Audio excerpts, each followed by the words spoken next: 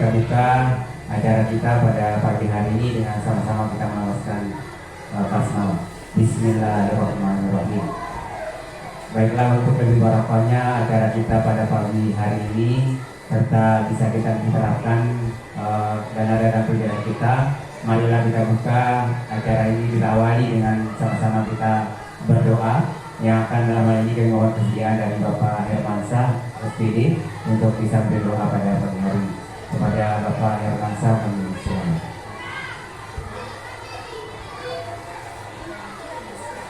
Bismillahirrahmanirrahim. Assalamualaikum warahmatullahi wabarakatuh.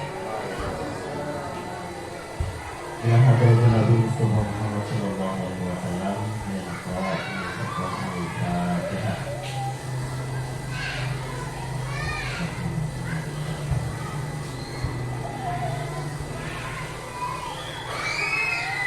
Amin ya rabbal alamin. A'udzu billahi minasyaitonir rajim. Bismillahirrahmanirrahim. Alamin. Hamdan syakirin, hamdan na'imin, hamdan yu'ati ni'amahu wa yuqati mazidah. Ya Rabbana walhamdu kama yanbaghi li jalali wajhikal karim wa ahli batal. Allahumma inna nas'aluka salamatan fid din wa afiyatan fil jasad wa ziyadatan fil ilmi wa barakatan fil rizqi wa tawbatan qabla al-maut wa maghfiratan ba'da al-maut wa najatan minan nar wal afwa inda al-hisab.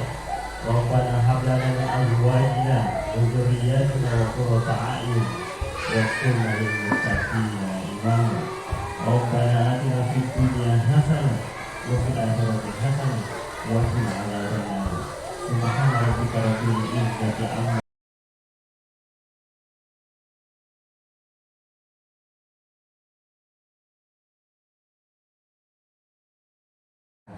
dan bimbingan serta membuka kegiatan destinasi budaya positif sesuai dengan tugas kami dari PDP Angkatan 10 tahun 2024 di Sekolah Dasar Negeri Sini. Kepada Bapak Kepala Sekolah kami silakan.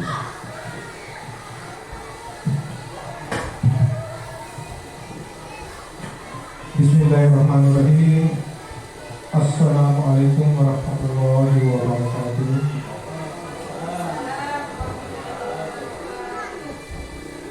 Yang saya hormati Ibu Bapak Guru hebat, dengan memanjatkan pujian dan puji syukur kehadiran Allah Subhanahu wa Ta'ala, di mana alhamdulillah pada pagi hari ini kita dalam keadaan sehat.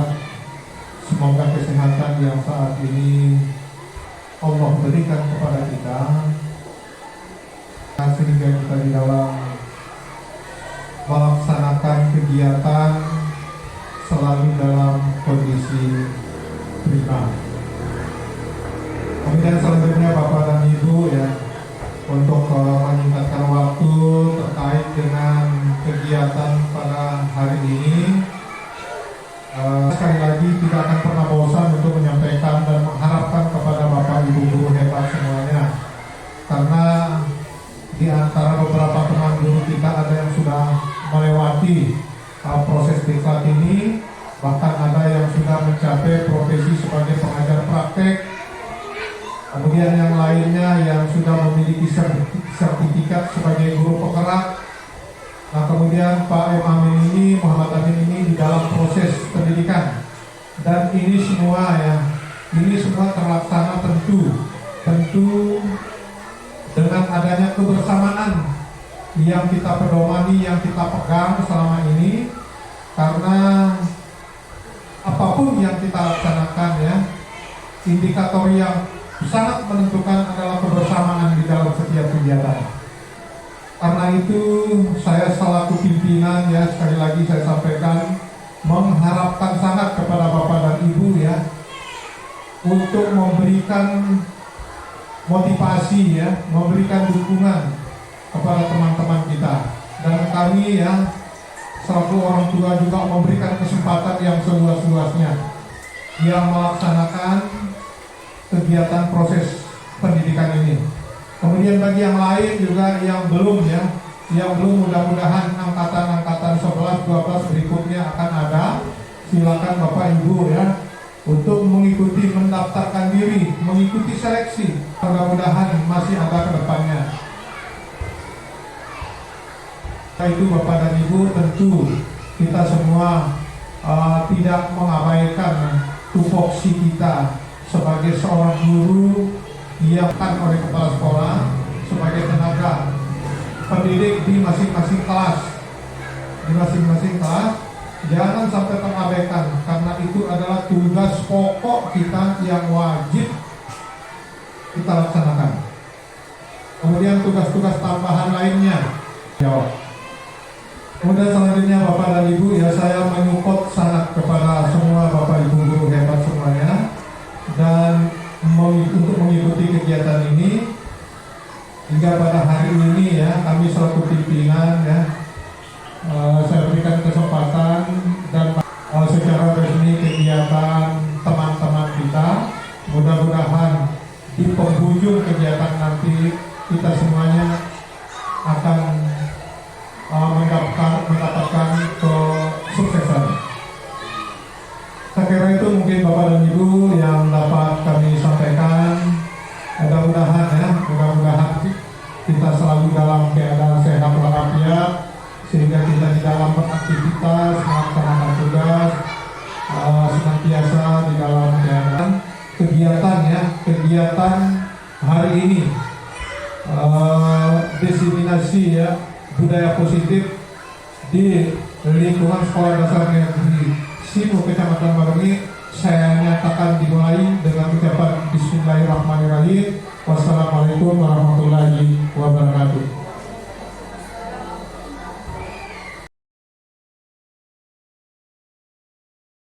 Guru hebat yang saya hormati dan saya banggakan, hari ini sesuai dengan apa yang tertera di depan Bapak Ibu, bahwa kami ada tugas dari calon guru penggerak angkatan 10 ini, yaitu tentang melaksanakan aksi nyata kami, apa yang telah kami dapatkan selama berproses di mulut. Kami akan coba berbagi kepada Bapak dan Ibu semuanya yang sebagai guru, bagaimana kita nanti akan melalui proses semua ini. Semoga apa yang sabi kami di sini memberikan ini adalah supaya nantinya kita bisa bertukar pikir Bapak Ibu, bagaimana prosesnya, apa yang dimaksud dengan budaya positif yang harus ada di sekolah itu, bagaimana penerapannya. Nah, nanti kita akan coba diskusikan.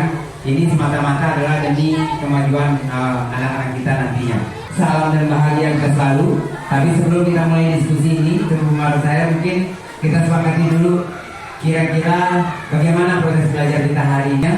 Kita akan mulai dengan apa kira-kira kesemuanya. Mohon untuk yang pertama mungkin HP-nya bisa di-silent dulu ya. Jadi kita saling menghargai Bapak Ibu ya. Dalam kasih kita saling menghargai. Ya oke, siap Bu Helmi, angkat tangan ya. Sebagai kita guru, sebelum kita mulai pembelajaran, kita bersiap dengan anak-anak kita. Ini salah satunya yang akan kita bicarakan nanti. Kenapa kita harus berkesepakatan? Sebelumnya dengan kesepakatan. Karena kalau ini kita lakukan insya Allah terus menerus, nah nanti kita akan lebih lanjut ada di pada kegiatan ini. Sebentar pertama kita untuk HP ya, HP tadi ya. HP mohon di silent dulu. Kemudian dari Bu Helmi tadi ada usulan bahwa kalau ingin bertanya atau menentukan pendapat untuk diangkat tangan dulu, resen dulu. Nah, kalau diizinkan, mohon izin ya kalau keluar dari ruangan. Baik, mohon izin jika melakukan dari ruangan. Dan yang keempat, kita saling menghargai ya, dan boleh berpendapat semuanya ya, tetapi kita di sini saling menguatkan atau saling mendukung Bapak Ibu. Terima kasih Bu Helda, kita sudah menulis kesempatan kelas kita pada pagi hari ini. Baik, saya mulai materinya Bapak Ibu tentang pengibasan materi budaya positif oleh saya sendiri. Teman-teman Bapak Ibu guru sudah tahu, ini adalah kami sebagai angkat 3B angkatan 10 Kabupaten Sumbawa. Ya, pada pagi hari ini kita belajar beberapa hal apa itu budaya positif itu. Satu tentang perubahan paradigma belajar, itu kita akan coba melihat nanti. Kemudian yang ketiga adalah motivasi perilaku manusia, bagaimana sebenarnya anak-anak itu berperilaku, manusia itu berperilaku. Kemudian kebutuhan dasar manusia itu ada berapa nanti bagaimana kita terapkan kebutuhan dasar itu, kenapa harus kita ketahui kebutuhan dasarnya. Kemudian posisi kontrol restitusinya kita harus ada di mana ketika siswa itu melakukan sesuatu kesalahan ataupun apapun nanti. Kemudian keyakinan kelas yang kita bangun. Kemudian yang terakhir adalah segitiga restitusi. Ini adalah kita mulai Bapak Ibu. Mungkin saya ingin mendapat satu masukan dulu. Ini kan kita sering mendengar bahwa ada budaya positif. Mungkin kebiasaan yang baik dari Bu Widya. Ada lagi? Mungkin budaya positif. Setuju kita? Setuju ya? Baik. Kita anggap ini setuju dulu ya, bahwa budaya positif adalah kebiasaan yang baik. Hanya budaya itu adalah kebiasaan. Kemudian positifnya adalah baik. Nah, itu kan sederhana sebenarnya, kan? Sekarang saya coba, silakan dulu kita coba berpasangan dengan teman-teman di samping. Silakan ambil pasangannya, Ibu nanti Kopri sama Ibu Nur, kemudian Pak Adi berdua. Nanti Bu Eli sama Bu Yusi ya, boleh. Silakan berpasangan dulu. Kemudian Bapak Ibu coba pikirkan kira-kira apa yang Bapak Ibu paling suka dan Bapak Ibu genggam itu, genggam di tangannya Bapak Ibu. Kemudian berusahalah, gantian ya, berusahalah untuk teman di samping itu bisa untuk membuka, berusaha, entah ibu bapak menghardikah, memberikan kompensasi kah, mengiming-iming dengan sesuatu kah, boleh. Yang penting mau membuka, ya. Bayangkan sesuatu, masukkan ke dalam genggaman Bapak Ibu yang paling relakah Bapak Ibu dengan tunjukkan rayuan itu nanti diserahkan. Silakan Bapak Ibu, saya kasih waktu 1 menit untuk memikirkan dulu. Silakan berkata, boleh. Tidak boleh memberitahu dulu ya. Jangan dan diraih temannya, diapakan pun temannya, dipaksa pun temannya untuk bisa membuka itu, supaya mau cerita. Terserah dia. Mau sebarkan misalnya bagaimana caranya Bapak dan Ibu untuk bisa meraih temannya itu, untuk mau cerita kepada Bapak dan Ibu, mau menganukan itu supaya dia bisa bercerita kepada Bapak Ibu. Mau nggak dia atau tidaknya? Itu maksud saya. Bisa ya? Mau nggak menceritakannya? Pak Her juga begitu.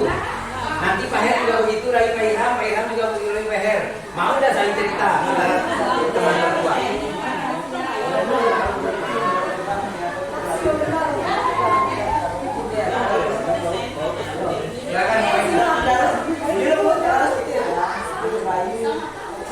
Boleh dihardik, boleh memaksa, boleh, silakan. Pokoknya pilih apa yang ada. Cukup ya? Cukup ya? Baik. Boleh yang tadi 2 orang. Boleh, siapa yang kira-kira mau mencoba atau sudah mencoba meraih tadi? Saya lihat tadi Pak Adi tadi mencoba meraih Bu Sri ini. Bagaimana hasilnya tadi Pak Adi, mampukah? Tidak bisa. Oh, tidak bisa. Alasannya apa kira-kira? Bu Sri, alasannya apa tidak memberikan mengetahui apa yang ada di genggamannya Bapak Ibu Sri terhadap Pak Adi?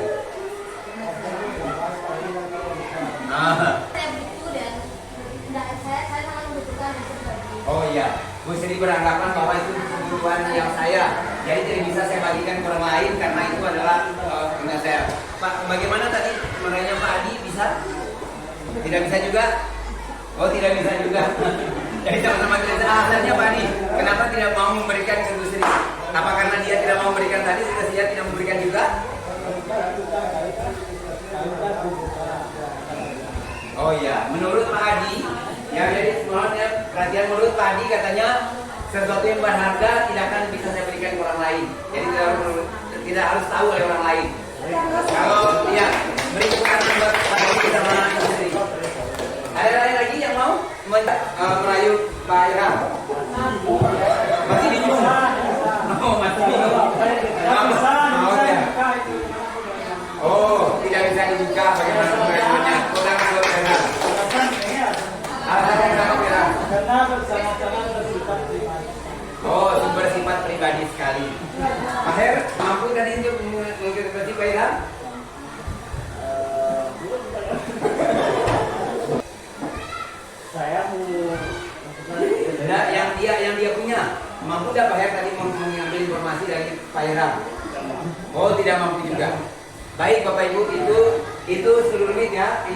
sulit alasan. Nah, ini ada tentang yang kita maksudkan dengan perubahan paradigma tadi itu. Ternyata Bapak Ibu yang dilakukan oleh Bu Sri, oleh Pak Adi, Pak Yeta, maupun Pak Hera tadi mencoba untuk bisa mengontrol orang lain. Itu namanya kita mencoba mengontrol orang lain. Tetapi apa yang terjadi? Ternyata orang lain tidak mau mengontrol, tidak mau dikontrol oleh kita. Nah, begitu juga Bapak dan walaupun dia masih anak-anak, karena kita menganggap kita adalah serba bisa lah, seperti itu. Itu yang mencoba kita rubah paradigma itu. Pemikiran kita coba ubah itu. Bahwa anak-anak itu pun sama dengan kita orang besar, yang sifatnya ada sudah melekat pada dirinya dia, tidak bisa kita rubah atau kita kontrol oleh kita. Silakan kita slide berikutnya. Ya, ini Bapak Ibu yang sudah kita lakukan tadi menurut William Glasser, menurut tentang makna kontrol. Kontrol itu ilusi guru mengontrol murid. Nah, ini yang saya maksudkan tadi. Jadi kita guru tidak bisa mengintervensi murid itu. Pada dasarnya kita dapat memaksa murid untuk berbuat sesuatu jikalau murid tersebut memilih untuk tidak melakukannya. Itu sudah yang dimaksudkan. Jadi ketika kita mencoba mengintervensi murid itu, tetapi murid itu tidak mau melakukan itu, nah apa yang kita maksudkan? Kita memberikan yang tidak dia mau. Jadi itu yang dimaksudkan. Kemudian yang kedua, ilusi bahwa semua penguatan positif efektif dan bermanfaat. Itu kita bilang, oh ini kan menurut kita nih, Bapak Ibu. Ketika misalnya kita beri contoh begini, anak-anak kita harus bisa mengikuti itu. Sebenarnya tidak harus seperti itu. Ya, jadi maknanya apa? Dalam jangka waktu tertentu mungkin murid itu akan melakukannya yang kita perintahkan tadi. Tapi besoknya kita lihat mungkin kita mengalami hal itu, Bapak Ibu. Karena kita suruh hari ini misalnya berubah, tapi besoknya tidak lagi. Dan melakukan hal yang sama lagi. Nah, ini maksudnya tadi. Akan menyadarinya dan mencoba untuk menolak tuntutan kita atau menjadi tergantung pada pendapat sang guru untuk berusaha. Jadi hanya memuaskan gurunya saja, itu maksudnya dia. Itu maksudnya. Jadi karena dia tidak mau tadi, tidak mau dikontrol tadi. Nah, kemudian berikutnya, ilusi bahwa kritik dan membuat orang merasa bersalah dapat mengeluarkan karakter. Tapi dampaknya adalah menuju pada identitas gagal. Sulit menikmati sedang melakukan perilaku ini karena cukup menggunakan suara yang halus untuk menyampaikan pesan negatif.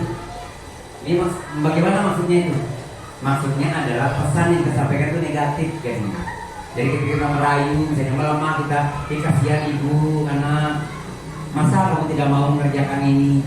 Itu memang merayu dia, ayo nak, aduh kasihan, masa kamu udah kasihan sama ibu misalnya. Justru itu akan membuat dia merasa dirinya adalah orang yang bertanggung jawab. Dan kata-kata itu terus akan berulang, merasa bersalah itu tak ada pada dirinya. Karena kita mengharapkan seperti itu. Kemudian yang ketiga, yang keempat adalah ilusi bahwa orang dewasa memiliki hak untuk memaksa. Seperti orang tua kita, ya Bapak Ibu ya, mungkin pernah Bapak Ibu. Kita dalam hati kita adalah memang baik menurut kita, tetapi keadaannya kita tidak tahu anak itu seperti apa modelnya saat itu. Nah, itu yang dimaksudkan. Jadi perilaku memaksa dari orang dewasa tidak akan efektif dalam jangka waktu panjang. Kembali seperti tadi saya ungkapkan bahwa tidak mungkin efektif Bapak Ibu, karena hanya jangka waktu tertentu saja. Hari itu saja dia mau mengikuti itu, atau besok bisa daripada anak-anak yang di bawah kita atau seumuran di bawah kita, terutama anak-anak kita masih menganggap kita bahwa guru itu adalah serba bisa lah. Kayak zaman-zaman bapak kita dulu mungkin mengajarnya diserahkan semuanya ke guru. Orang dewasa mungkin zamannya sekarang mungkin tidak lagi seperti itu. Baik Bapak Ibu, kita lanjut ya. Nah, ini kita lihat perubahan paradigma, stimulus respon, teori kontrol atau teori pilihannya. Menurut Sebaer Kobe mengatakan bahwa bila ingin membuat kemajuan perlahan-lahan, ubahlah sikap atau perilaku Anda. Jadi kita berubah ya. Namun bila kita ingin memperbaiki cara-cara utama kita, maka kita perlu mengubah kerangka acuan kita. Ya, jadi kerangkanya kita berpikir maksudnya. Kemudian ubahlah bagaimana Anda melihat dunia, bagaimana Anda berpikir tentang manusia. Ubahlah paradigma Anda, skema pengetahuan dan penjelasan aspek tertentu tentang realitas. Jadi itu diharapkan Bapak Ibu, kita mencoba tadi seluruh paradigma kita solusi respon ini adalah coba kita mencoba mengubah agar berpandangan sama dengan orang lain. Nah itu dia kita dulu seperti itu. Kita mengharapkan orang berubah seperti kita harapkan. Tapi sekarang teori kontrol yang kita pilih adalah kita berusaha memahami pandangan orang tentang dunia. Jadi kita berproses untuk dunia. Jadi kita menganggap itu adalah global terus. Jangan kita di sini terus. Kita harus ikuti perkembangan dunia. Kemudian yang kedua, perilaku buruk dilihat sebagai suatu kesalahan. Oh itu. Mungkin anak-anak kita melakukan ada sedikit menyimpang dari apa yang kita lakukan, tapi tetap kita menganggap sebuah kesalahan. Nah, mari kita rubah itu Bapak Ibu. Dengan bagaimana kita prinsip semua perilaku memiliki tujuannya. Jadi kita harus mengetahui dulu maksudnya. Apa maksudnya dia melakukannya? Mindset kita atau pola pikir kita. Jadi jangan menjustifikasi dulu. Memang salah, menurut kita iya salah. Tetapi jangankan ada alasan tertentu di balik itu yang bisa melakukan itu. Itu maksudnya. Jadi jangan menganggap semua adalah kesalahan. Kemudian yang berikutnya adalah orang lain bisa mengontrol saya. Kita ganti sekarang bahwa Anda tidak bisa mengontrol orang lain. Jadi kita berprinsip jangan sampai kita berusaha untuk mengontrol orang lain. Nah, kita sekarang berpikir orang lain tidak akan mau dikontrol sama dengan kita tadi, seperti yang kita lakukan tadi. Nah, ya, jangan mengontrol mereka. Kemudian memaksakan ada pada saat bujukan gagal. Jadi ketika kita merayu sudah mendengar itu terus gagal misalnya, kita paksa biasanya anak-anak kita untuk melakukan itu. Dengan cara apa? Ada mau tambah kekerasannya di dalamnya misalnya. Nah, seperti itu. Jadi sekarang kita berubah, kita adalah kolaborasi dan menciptakan pilihan-pilihan baru. Jadi bagaimana caranya? Kita mencari solusinya, memberikan hal-hal baru kepada mereka untuk berusaha merubah pikirnya itu. Ya, pikir Bapak Ibu ya. Kemudian yang terakhir adalah model berpikir menang kalah. Mungkin kita pernah menghadapi anak-anak kita lagi berkelahi misalnya. Pasti kita mencari siapa yang salah tadi, siapa yang benar tadi. Kan pasti model berpikir menang-menang. Bagaimana tadi yang salah kita bisa stabilkan dia menjadi orang yang menang juga. Begitu juga yang sudah menang tadi, yang sudah benar tadi itu kita anggap dia tetap menjadi benar juga. Bagaimana caranya? Nanti kita akan bahas lebih lanjut Bapak Ibu ya. Ya baik Bapak Ibu, kira-kira sampai sini ada hal yang mau ditanyakan kira-kira Bapak Ibu? Dulu? Lanjut ya? Ya baik. Budaya positif. Ini tentang disiplin positif. Apa bedanya Bapak Ibu? Sekarang sebelum kita lanjut ke situ, di dalam benak Bapak Ibu apa itu disiplin kira-kira Bapak Ibu? Kalau positif tadi kita sudah lihat evaluasi yang baik, kita tahu yang baik. Kira-kira disiplin itu menurut Bapak Ibu bagaimana sih? Dalam pikiran Bapak Ibu, datang tepat waktu itu disiplin ya. Sikap perasaan taat, patuh,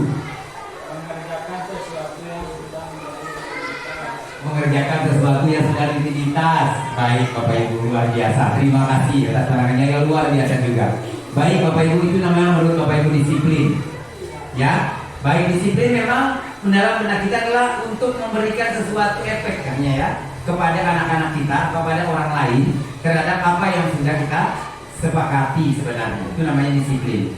Tetapi budaya kita makna kata disiplin dimaknai menjadi sesuatu dalam seseorang pada orang lain untuk mendapatkan kepatuhan. Betul nggak Bapak Ibu? Agar dia patuh kan? Kita buat peraturan itu disiplin tadi agar dia patuh kan? Nah betul. Baik. Agar sesuai dengan yang dibilang tadi bahwa kepatuhan. Kita cenderung menggabungkan kata disiplin dengan ketidaknyamanan. Kenapa kita bilang begitu tidak nyamanan? Karena biasanya disiplin yang kita buat hanya datang dari kita. Yang berdampak kata disiplin itu tidak tahu apa-apa.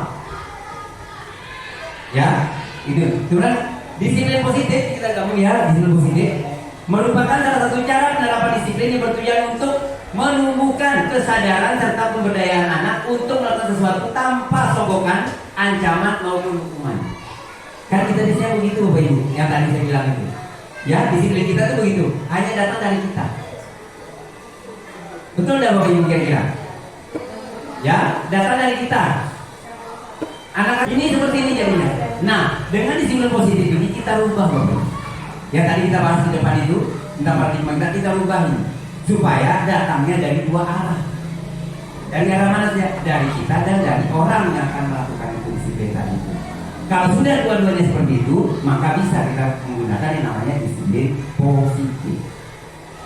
Kalau belum, makanya sekarang kita coba di sekolah kita coba untuk membudayakan disiplin positif. Bukan disiplin saja, tapi ada positifnya di dulu. Supaya disiplin positif ini adalah kita menghilangkan yang namanya sogokan, ancaman, kemudian maupun hukuman yang diberikan kepada anak-anak kita. Kenapa ini? Sebagai pendidik, tujuan kita adalah menciptakan anak-anak memiliki disiplin diri sehingga mereka bisa berperilaku dengan mengacu pada nilai kebajikan universal dan memiliki motivasi intrinsik bukan ekstrinsik. Ini yang penting Bapak Ibu ya. Karena apa? Kalau datang dari eksternal tadi, makanya yang di depan tadi segala waktu kita merubah mindset kita itu adalah hanya hari itu saja anak-anak kita akan melakukan. Makanya budaya positif ini diterapkan supaya berkelanjutan sesuai dengan apa yang diterapkan di kita oleh pendidikan kita. Anak-anak itu berkarakter bukan saja di sekolah ini, bukan saja dalam sekolah, tetapi anak itu akan membawa kegiatan ini keluarnya nanti. Jadi disiplin positif ini sangat-sangat kita harapkan. Jadi seperti itu maksudnya. Jangan disiplin kembali lagi disiplinnya, tapi disiplin positifnya yang kita ambil. Ingat disiplin hanya datang satu arah yang kita harapkan. Dan itu hanya datang dari eksternal saja. Karena memuaskan bapak ibu saya saja dah.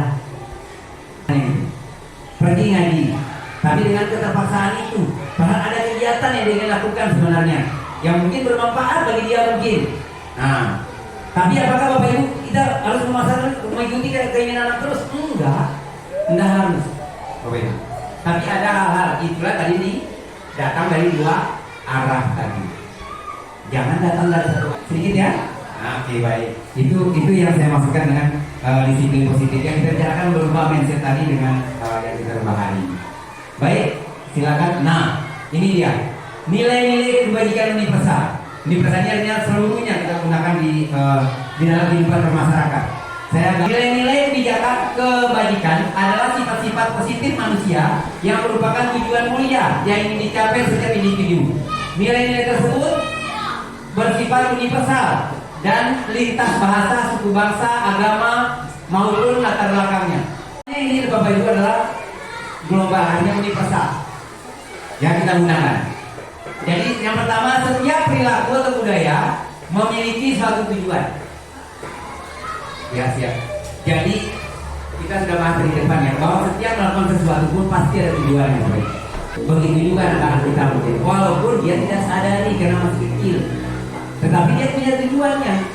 Jelas ada tujuan. Nah itu yang kita coba bangunkan ya dari anak-anak. Kemudian yang kedua adalah dengan mengamalkan nilai-nilai kebajikan yang diyakini seseorang, maka motivasi intrinsik dan tergantungan sehingga menggerakkan motivasi dari dalam untuk menciptakan tujuan yang mulia yang diinginkan. Nah, jadi dengan nilai-nilai tadi yang dikeluarkan tadi yang datang dari intrinsiknya dia itu kita harapkan mampu diterapkan oleh dirinya nantinya. Kemudian yang berikutnya adalah nilai-nilai kebajikan yang ingin dicapai oleh setiap anak Indonesia. Kita kenal dengan profil pelajar Pancasila. Nah, inilah Bapak Ibu yang dimaksudkan dengan nilai profil Pancasila itu tadi. Nilai-nilai dari intrinsiknya itu keluar. Apa yang kita harapkan? Positifnya itu kita keluarkan itu seperti itu. Kemudian berikutnya adalah nilai-nilai kebajikan dari profil Pancasila itu seperti beriman, yang karena bertakwa sesuai dengan visi dan misi yang kita sudah sepakati kemarin itu. Beriman, bertakwa pada Tuhan Yang Maha Esa, kemudian mandiri, terus bernalar kritis, berpendidikan global, gotong royong dan kreatif. Nah itu Bapak Ibu sekiranya yang kita harapkan supaya kita punya panduan, punya harapan ke depannya seperti apa yang bisa diceritakan seperti yang kita harapkan dalam visi misi itu kemarin. Nah jadi itu Bapak Ibu. Mungkin sampai sini ada yang mau ditanyakan Bapak Ibu? Atau ada hal-hal baru yang Bapak Ibu temukan atau bisa menceritakan pengalamannya sedikit Bapak Ibu? Kalau tidak ada saya lanjutkan lagi. Lanjut ya sambil kita masuk materi ketiga kita hari ini. Saya rasanya kan cepat terus nih, Bapak Ibu. Motivasi perilaku manusia. Inilah kebiasaan-kebiasaan kita, Bapak Ibu. Kita hubungkan nanti, Bapak Ibu ya, yang dari materi pertama, kedua, dan yang ketiga sekarang ini. Kita coba padukan nanti. Bagaimana sih sebenarnya adalah motivasi perilaku manusia yang ada pada kita. Silakan Ibu lanjutkan slide-nya. Nah, teori motivasi perilaku manusia. Ini yang pertama. Yang pertama adalah untuk menghindari ketidaknyamanan atau hukuman. Apa yang akan terjadi apabila saya tidak melakukannya? Pasti tidak Bapak Ibu merasakan seperti itu.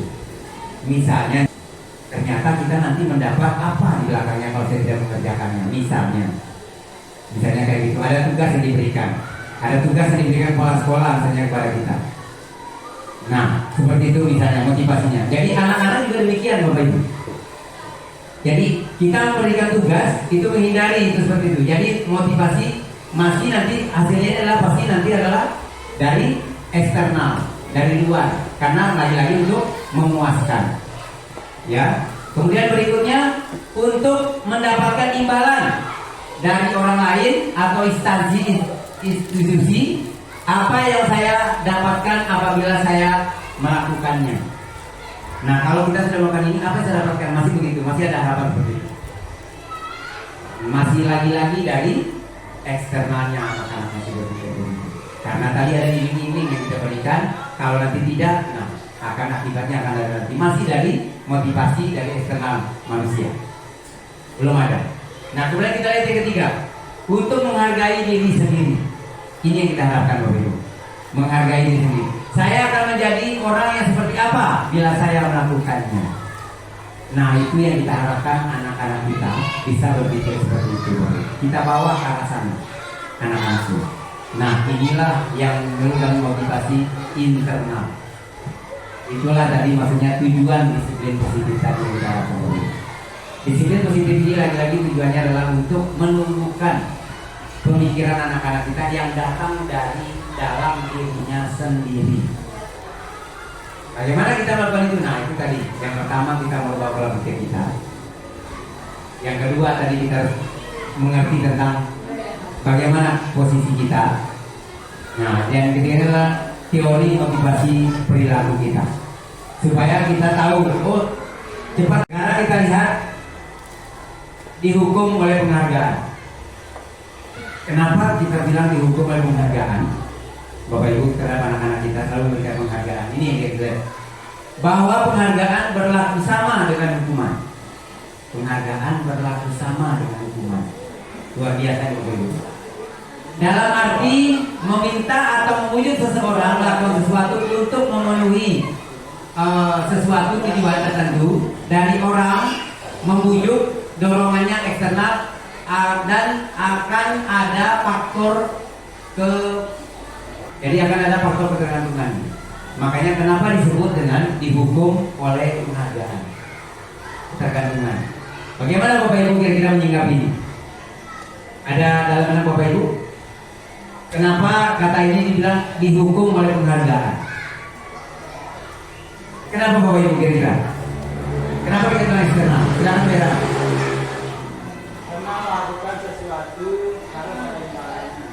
Betul. Tepuk tangan Pak Bera, luar biasa. Baik. Itu jawaban yang luar biasa. Memang ini maksudnya ini Bapak Ibu. Jadi ketika kita memberi sesuatu penghargaan pada kita untuk melakukan sesuatu itu, maka itu secara tidak langsung kita menghukum anak-anak. Ya, anak-anak kita dihukum. Kenapa? Pengaruh jangka pendek atau jangka panjang? Dia akan berpengaruh pada jangka pendek atau jangka pendek kalau seperti itu tadi. Kita berpikir jangan sampai maksudnya adalah dihukum penghargaan itu akan menjadi dia pengaruhnya hanya jangka pendek saja. Yang kita harapkan tadi apa? Jangka panjangnya, karena mulai dari dalam diri dia sendiri yang melakukan. Kemudian kita penghargaan menghukum. Kira-kira bagaimana nih Bapak Ibu? Penghargaan menghukum. Ini maksudnya adalah penghargaan yang diberikan tadi adalah secara pelan-pelan menghukum anak-anak itu untuk yang lain ya, maksudnya yang lain untuk berhenti beraktivitas. Contoh, kita memberikan piagam juara 1 misalnya kepada itu. Nah anak-anak lain mungkin berpikir dalam hatinya, mungkin paling dia stop dan saya belajar dulu. Besok-besok tuh dia lagi saya juara. Dia lagi nanti yang juara lagi. Nah, jadi seperti itu. Ini dimaksud dengan penghargaan menghukum. Kemudian berikutnya adalah penghargaan mengurangi. Maksudnya apa? Kira-kira Bapak Ibu. Penghargaan tadi mengurangi ketepatan. Anak-anak kita. Jadi anak-anak kita akan merasa bagaimana kira-kira ketepatan ini? Ya, terburu-buru atau dia atau pola dia akan menggunakan pemikirannya yang tidak stabil. Jadi dia tidak bisa berpikir baik dan benar tadi itu tidak bisa dilakukan karena akan mengejar, akan sesuatu yang dikejar. Tidak efektif. Jadi jelas-jelas Bapak Ibu ya, karena penghargaan ini tidak efektif diberikan.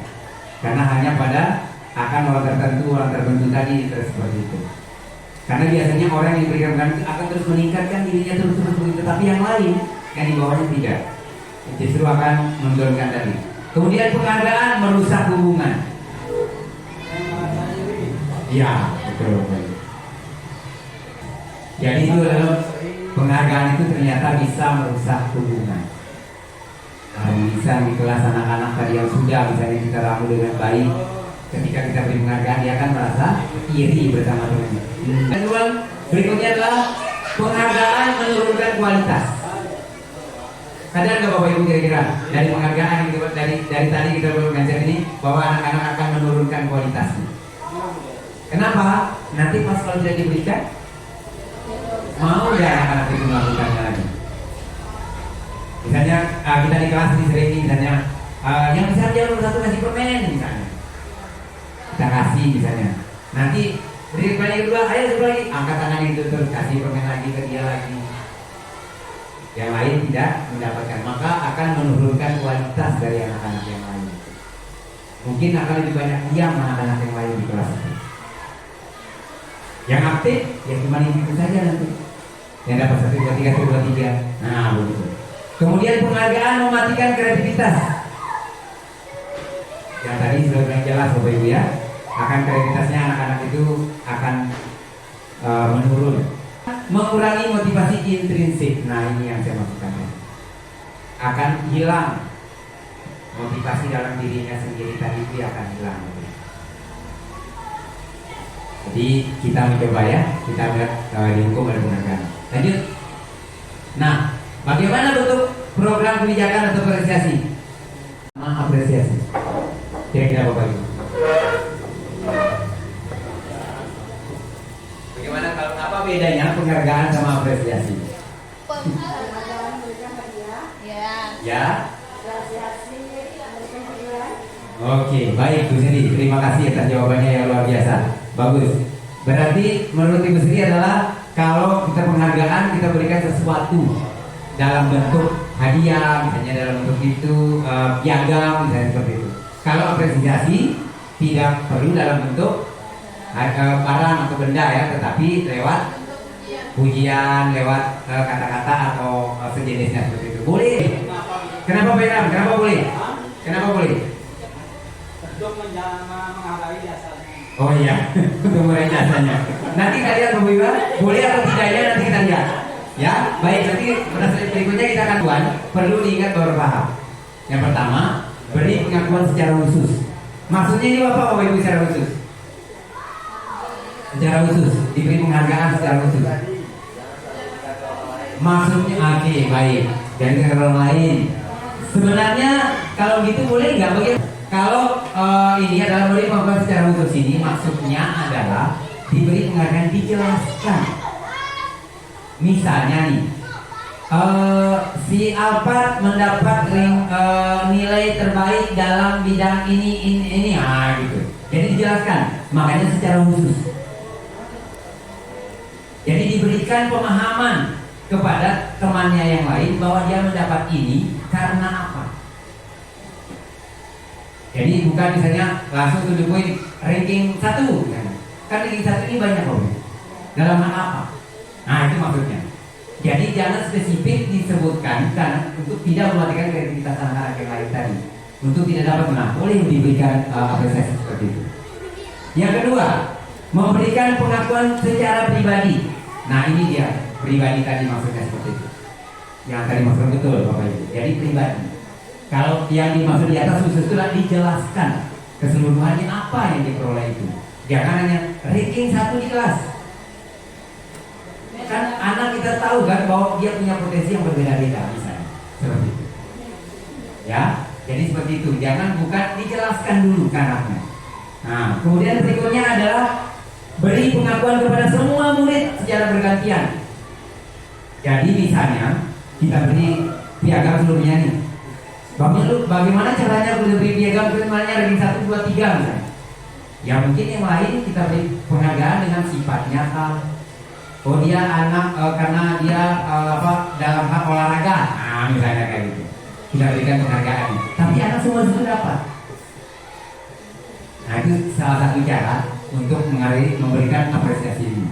Jadi bukan penghargaan ya tapi apresiasi. Kemudian berikutnya adalah beri pengakuan secara konsisten. Artinya secara terus menerus. Jangan kita tepuk tangan anak-anak untuk misalnya kita suruh satu orang untuk maju, ini tepuk tangan atasannya seperti itu. Jadi lewat seperti itu secara terus menerus walaupun berbeda-beda bentuknya. Kemudian berikutnya adalah fokus pada prosesnya. Ini yang kata-kata ini ditekankan dulu. Fokus pada prosesnya. Jadi memberikan apresiasi itu ingat prosesnya. Yang Bapak Ibu jelaskan prosesnya, hasilnya bagaimana, perolehannya itu bagaimana. Jadi tetap dijelaskan. Jangan hanya memberikan ranking. Makanya sekarang kenapa ranking itu dihilangkan Bapak Ibu. Tidak boleh lagi dikatakan seperti itu karena ranking itu umum jadinya. Memberikan peringkat kepada anak-anak soal anak-anak itu memang sudah paten sebenarnya, padahal belum tentu anak itu semua menguasai bidang yang ada di rapor itu walaupun yang satu. Karena kita lihat dari jumlah nilainya, bukan dari prestasi anak itu. Gitu, kira-kira menurut Bapak Ibu, ini kita lihat apa perbedaan hukuman dan konsekuensi. Karena tadi penghargaan ya tidak ada sebagai hukuman. Sekarang kita lihat adalah perbedaannya hukuman dan konsekuensi.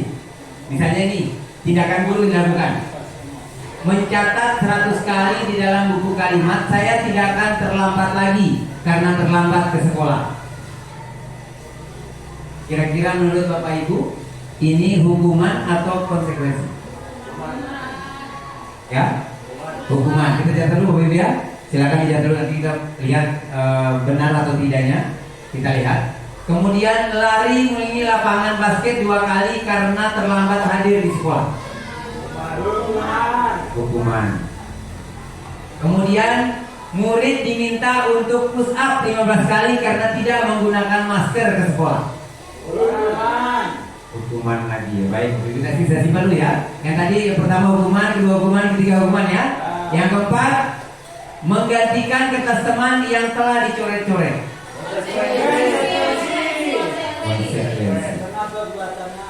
Ya, nah nanti kita lihat alasannya ya.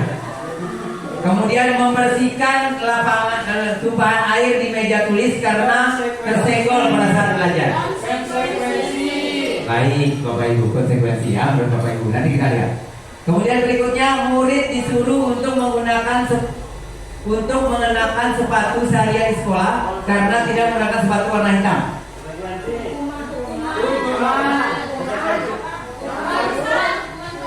Dan murid disuruh konsekuensi atau hukuman? Hukuman ya Bapak. Nanti kita lihat. Lari mengelilingi lapangan basket 2 kali karena terlambat 10 menit untuk pelajaran PJOK. Hukuman. Baik Bapak Ibu ya, dikasih hukuman. Kita lihat jawabannya. Silakan Bapak Ibu. Kita akan lihat. Nah ini dia. Ternyata yang pertama adalah hukuman Bapak Ibu. Kenapa kira-kira kita bilang hukuman? Mencatat 100 kali ini.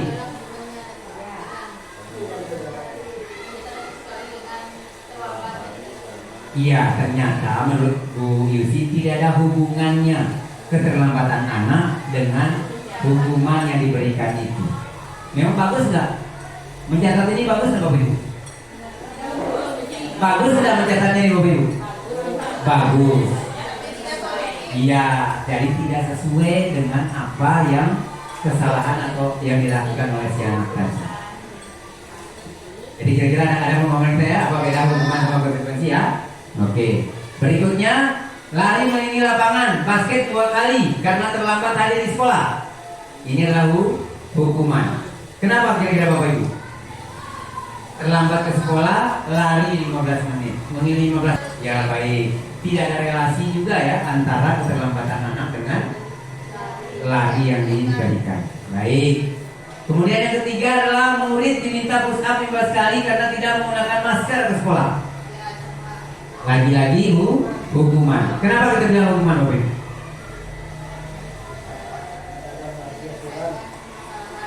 Hah?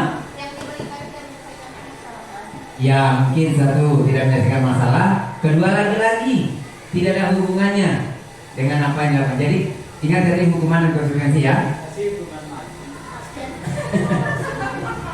Kemudian berikutnya adalah mengganti kertas tugas teman yang telah dicoret-coret.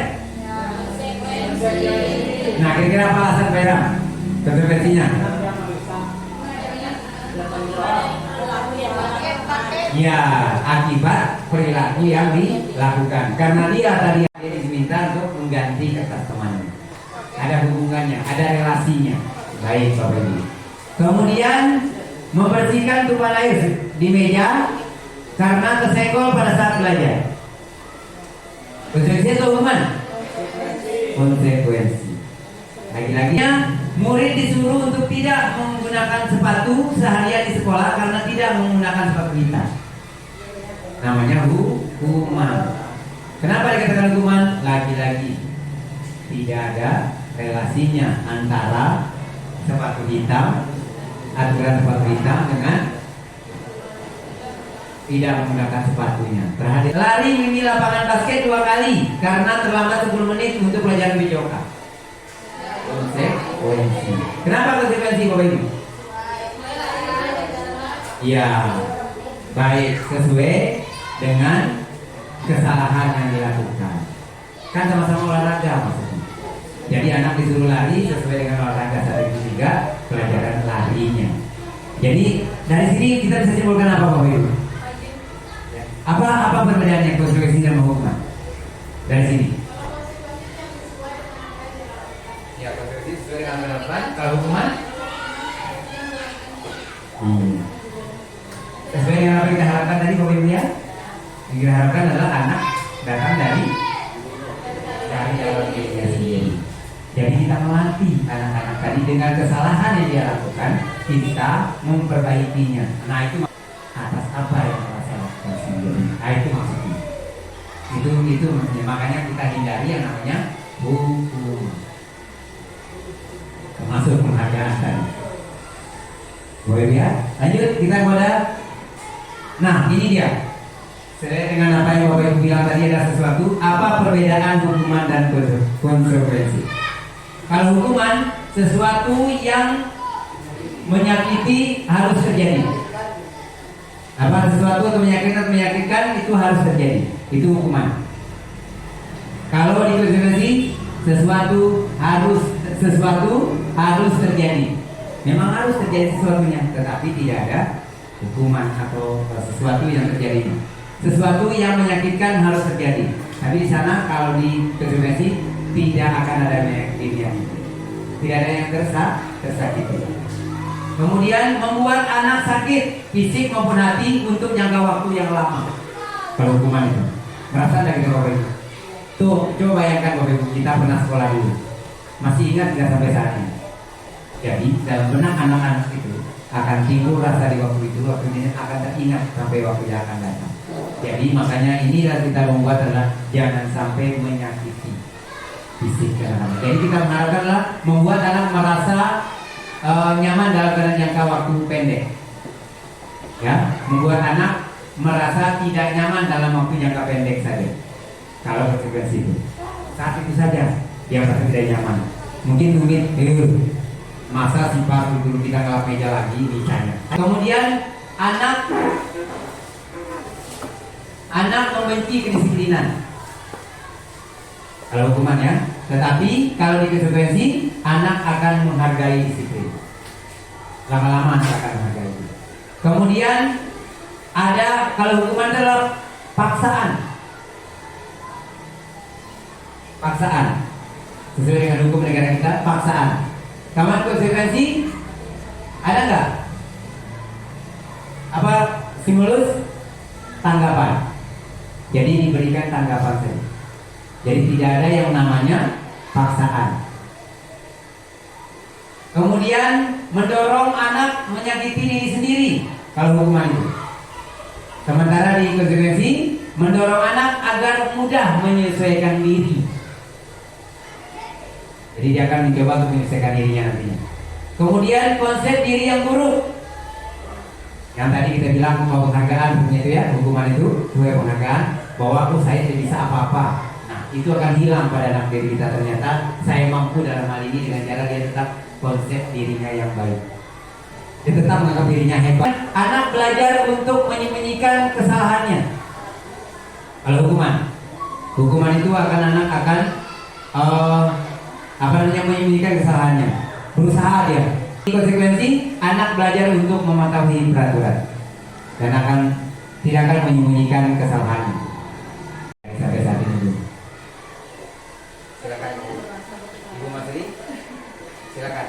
Setelah mendengar tadi beberapa penjelasan, banyak hal ternyata masih hal yang sudah pernah kita lakukan. Masih ini ya. Terus ada kira-kira pertanyaan berikutnya dalam menang Bapak Ibu? Bertanya, Pak. Ya, silakan.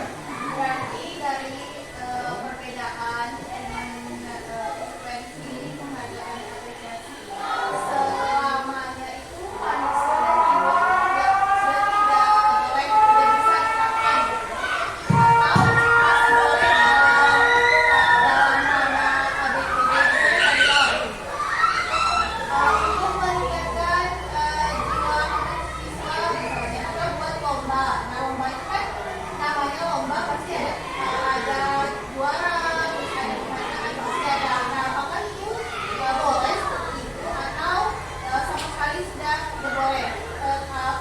Apresiasi sama konsekuensi saja, nggak ada penghargaan, nggak ada apa. Baik, pertanyaan yang bagus Bu Widya, terima kasih. Jadi ini juga seperti saya bilang tadi, boleh nggak kita memberikan penghargaan atau lomba? Boleh. Ingat tadi yang sudah kita laksanakan tadi, bahwa satu, secara menyeluruh semua siswanya. Itu yang pertama, kalau secara misalnya di dalam kelas, ya kerja dalam kelas. Kalau lomba, boleh kan? Boleh. Karena lomba itu adalah kompetisinya yang dia miliki. Anak-anak diberi kesempatan. Jangan mencomot, itu maksudnya. Misalnya sekarang ini sudah seleksi nih. Nah, makanya kenapa kabupaten punya seleksi sekolah katanya duluan. Nah, karena memang begitu, Bu Widya. Jadi ada prosesnya. Jadi jangan serta-merta tadi bilang ada secara khusus tadi itu. Jadi jelasin. Ternyata si Dadi ini mewakili sekolah kita. Karena beliau ini sudah melaksanakan ini, kompetisinya seperti ini, capaiannya dia sampai di sini. Nah, tadi seperti itu. Jadi anak lain akan termotivasi karena punya itu. Jangan serta-merta karena ditunjuk nih kamu. Nah, dan itu yang dimaksudkan tadi tidak boleh memberikan penghargaan atau apresiasi tadi itu. Boleh diberikan tapi secara menyeluruh. Itu yang pertama. Yang kedua tadi adalah secara khusus. Nah, itu yang termasuk secara khusus. Bu ya. Jadi secara khusus diberikan. Kenapa secara khusus? Karena dia memang prestasinya di situ. Contohnya kita kemarin sekarang kita lomba di sekolah kita adalah menyanyi solo itu. Kenapa apakah yang lain akan iri? Enggak. Kenapa? Karena kemampuannya anak itu bukan di situ dia nih. Itu kan? Itu maksudnya Bapak. Jadi bukan dalam artian mematikan itu. Makanya bilang anak itu punya keunikan sendiri. Makanya tadi saya bilang memberikan penghargaan kepada seluruh anak di kelas tidak dengan ranking tadi itu, karena memang begitu polanya. Kalau ranking kan kita Misalnya begini, ini yang punishment ini, yang hukuman. Dulu waktu saya SMA ada peraturan yang membiasakan kita untuk berbahasa Indonesia yang baik. Jadi kan biasanya kita ada tambahan di, bu. Jadi kalau misalnya ada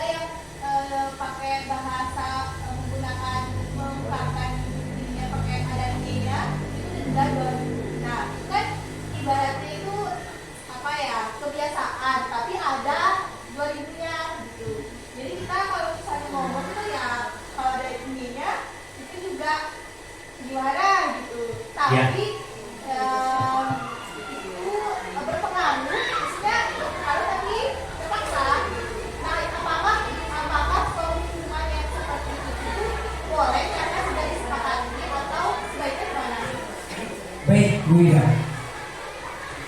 Untuk jawabannya ini adalah selisih ini masih di keempat. Ya, nanti akan kita bahas lebih lanjut karena kan kalau saya jawab nanti akan terjawab sendiri pada slide berikutnya. Karena pola pikir kita nanti bagaimana caranya? Nah, kita mulai dari slide kelimanya. Ini saya masih memberikan teman-teman adalah kebutuhan dasar. Tapi kebutuhan dasar ini adalah untuk merubah kita, pola pikir kita. Kenapa hukuman itu? Kenapa penghargaan itu jadi hukuman? Kenapa tidak hukuman? Kenapa konsekuensi tidak hukuman? Nah, itu yang menjadi yang kita sekarang fokus kita. Tetapi kalau sudah menjadi aturan, sudah menjadi tadi itu mendisiplinkan, itu tadi ada makna disiplin positifnya. Yang kalau disiplin positif itu, nah ini yang kita bicarakan berikutnya. Ya, nanti dulu ya, kita akan temukan jawabannya. Baik, kita bisa lanjut Ibu ya. Baik, kita lanjutkan. Langsung kita sekarang adalah kebutuhan dasar manusia. Ya, untuk yang ketiga. Yang keempat, baik. Jadi teman-teman pasti merasa bahwa ada hal nanti mungkin yang tidak terpenuhi dari kita. Kita coba merenung, bagaimana saya memberikan solusi aja. Mungkin ini sudah teman-teman sudah tahu sebenarnya. Yang pertama adalah kebutuhan bertahan hidup. Jelas Bapak Ibu ya.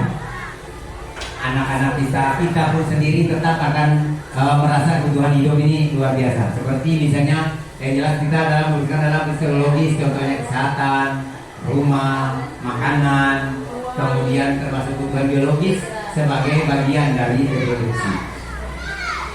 Yang kedua adalah kasih sayang dan rasa diterima. Nah, ini dia yang dibutuhkan. Kemudian kenapa ini meliputi akan hubungan koneksi sosial, kebutuhan untuk memberi dan menerima kasih sayang, kebutuhan untuk merasa menjadi bagian dari suatu kelompok. Sebenarnya kita saling menghargai di sini di dalamnya. Nah, kemudian yang ketiga adalah penguasaan. Jadi berhubungan dengan kekuatan untuk mencapai sesuatu, menjadi kompeten, menjadi terampil, diakui atas prestasi dan keterampilan kita, didengarkan dan memiliki rasa harga diri pada diri kita untuk menguasai sesuatu. Jelas Bapak Ibu ya? Jelas ada. Yang keempat adalah kebebasan. Ini kebutuhan akan pilihan, yaitu kebutuhan akan kemandirian, otonomi, memiliki pilihan dan mampu mengendalikan arah hidup seseorang. Ya, jadi kita pasti punya kebebasan untuk itu. Saya mau adalah kesenangan, kebutuhan untuk merasa senang, kebutuhan untuk mencari kesenangan, bermain dan tertawa. Nah, minum dari kalau tidak ada intinya kira-kira bagaimana Bapak Ibu? Kesenangan yang terakhir ini. Jadi kita butuh ini Bapak Ibu. Ini kira-kira kebutuhan dasar kita. 5 kebutuhan dasar manusia inilah yang dimaksudkan. Tadi ada ini. Nah, jadi Bapak Ibu dengan itu saya memberikan pemahaman, tidak bertanya dulu Bapak Ibu ya. Saya memberikan pemahaman dengan 5 kebutuhan dasar ini nanti, maka akan kita terbawa kita pada posisi kontrol kita sebagai guru. Ya, jadi kelima dari kebutuhan dasar itu akan membawa kita kepada posisi kontrol kita ini. Di dalam kita melaksanakan posisi kontrol kita sebagai guru. Yang lain Bapak ya. Yang pertama posisi sebagai penghukum. Kita kadang diberikan pilihan adalah sebagai penghukum. Itu gaya berbuatnya adalah menghardik biasanya, menunjuk-nunjuk. Kamu ke sana, kamu ke gitu, gitu. Kenapa kamu terlambat? Nah, misalnya kayak gitu. Nah, itu gaya berkatanya. Kira-kira bagaimana gaya berkatanya kalau kita sebagai penghukum Bapak Ibu? Ya? Nah, kasar. Kalau kamu tidak melakukannya ini nanti maka kamu kan begini. Awas ya kamu. Nah, kata-katanya seperti itu ya. Ya, kemudian dia biasanya memberontak, menyalahkan orang lain dan berbohong. Itu nanti akibatnya sebagai kita penghukum ya. Itu gaya-gaya yang seperti karena kan takut misalnya. Kan takut kan jadi berbohong terus. Ya, silakan. Kemudian berikutnya adalah gayanya, motivasinya adalah dengan dunia itu akan posisi adalah penghukum, membuat orang merasa bersalah itu adalah misalnya dengan kata-kata yang lembut ya biasanya Bapak Ibu, membuat orang merasa bersalah ini. Yang tadi saya bilang itu, misalnya, nah masa kamu udah kasihan sama ibu misalnya, sama bapak, nah jadi dia membuat rasa bersalah seperti itu. Dan tadi sudah kita bahas di depan ya. Nah jadi kemudian adalah ini sebagai teman, berikutnya adalah sebagai teman. Jadi sebagai teman ini biasanya adalah membuat alasan-alasan untuk muridnya, selalu menggunakan data yang ada.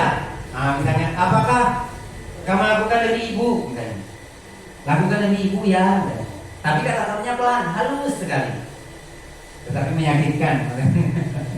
Ya, karena memang kita dia sebagai pemantau, menghitung dan mengukur. Jadi dia sering menggunakan sebagai aturan-aturan sekolah misalnya. Kamu terlambat sudah 15 menit. Aturan sekolah kita tuh begini ya. Jadi tetapi nadanya juga tetap tidak tinggi, tetapi datar. Nadanya datar, tetapi dia akan menghubung-hubungkan dengan keadaan sekolah atau peraturan yang sudah dibuatnya. Dan yang terakhir adalah sebagai posisi manajer. Nah, inilah yang diharapkan. Kita mengharapkan posisi manajer ini karena dia mengajukan pertanyaan dulu, ya, dengan cara misalnya mengajukan pertanyaan, mencoba untuk mencari sebabnya, kemudian menstabilkan anak-anaknya nanti bagaimana dia akan kembali kepada lingkungannya lagi, kembali kepada kelasnya lagi dengan apa yang telah diperbuat dia. Pokoknya intinya dari manajer kita berusaha untuk memberikan sesuatu yang datang dari dalam dirinya sendiri untuk bisa dia lakukan untuk memperbaiki kesalahannya. Bagaimana caranya? Nah, ini Bapak Ibu. Lewat pertanyaan ini, Bapak Ibu coba kita menjawab. Kira-kira posisi mana yang ada di sini? Saya kecewa sekali dengan kamu. Posisi kontrol mana ini? Penghukumkah? Pembuat rasa bersalahkah? Sebagai temankah? Atau pemantaukah? Atau posisi manajer? Membuat rasa bersalah. Saya kecewa sekali dengan kamu. Ya, membuat rasa bersalah. Nanti kita lihat. Kemudian yang kedua, kamu tidak pernah benar melakukannya.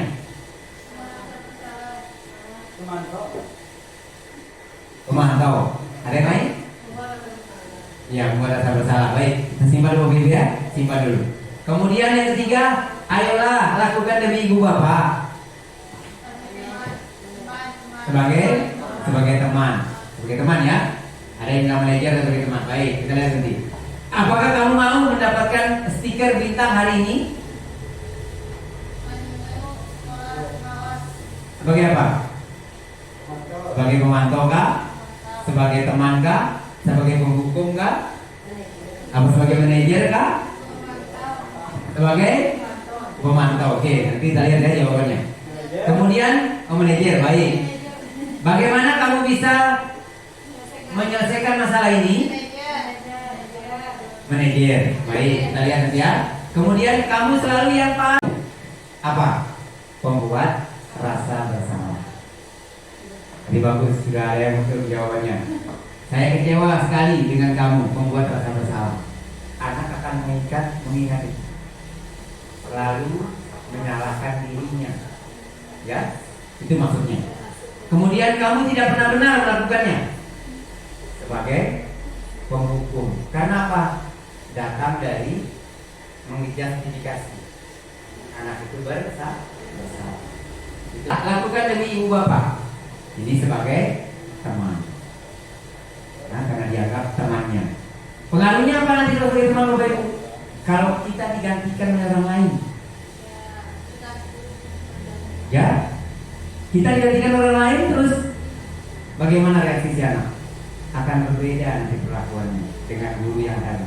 Karena kita sebagai temannya, menganggap kita sebagai pelindungnya dia nanti. Nah, kemudian apakah kamu mau mendapatkan stiker bintang hari ini? Sebagai pemantau. Karena kita dihubung-hubungkan dengan sekolah atau pembelajaran yang dilakukan atau aturan-aturan yang sudah ada di situ. Jadi kalau misalnya kan misalnya di TK nih, yang dapat duluan nanti saya kasih bintang. satu misalnya. Nah seperti itu. Itu sebagai pemantau. Kemudian bagaimana kamu bisa menyelesaikan masalah ini? Itu sebagai manajer. Kenapa sebagai manajer? Karena memberikan kesempatan kepada anak sendiri untuk yang menyelesaikan masalahnya sesuai dengan apa yang telah dilakukan. Karena kita tanya, bagaimana kamu bisa menyelesaikan masalah ini? Misalnya dia datang terlambat nih contohnya nih. Nah, kita tanyakan supaya tidak terulang lagi. Kita berusaha untuk memberikan anak itu memberikan solusinya buat dirinya sendiri. Nanti kita bertanyakan ya, bagaimana kalau kelas 9 pasti ini segala macam mana? Kemudian kamu selalu yang paling terakhir. Itu menjustifikasi kembali ya sebagai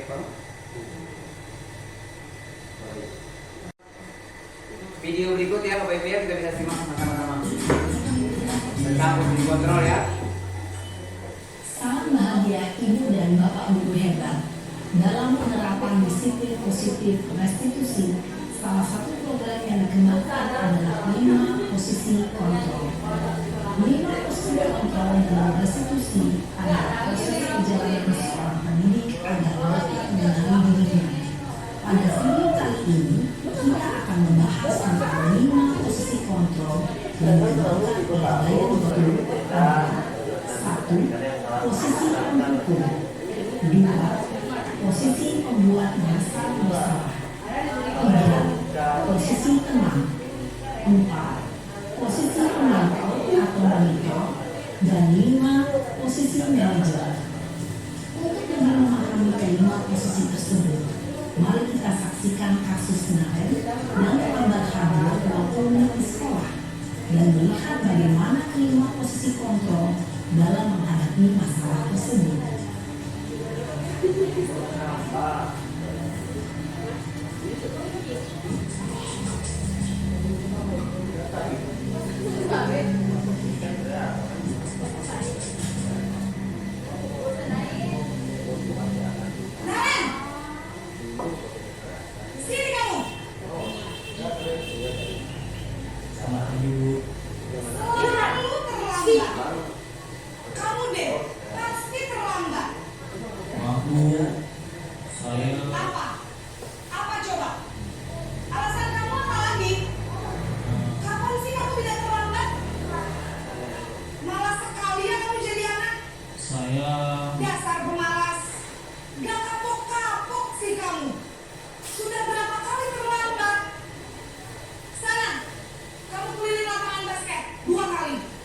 Kenapa saya harus pilih lapangan basket, Bu?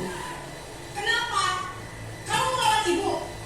Berani-beraninya jawab. Sudah terlambat, masih berani jawab pula. Sekarang, keliling lapangan basket 5 kali sekalian. Biar kamu cepat pergi sana ke lapangan basket. Posisi pendukung biasanya berbicara dengan nada tinggi, menghardik, menunjuk-nunjuk, menyakiti, dan menyindir. Hukuman bisa berupa fisik maupun psikis. Ibu dan bapak guru hebat, dampak yang terjadi pada murid ketika guru berada pada posisi penghukum adalah murid cenderung akan memberontak, bahkan menumpah dendam.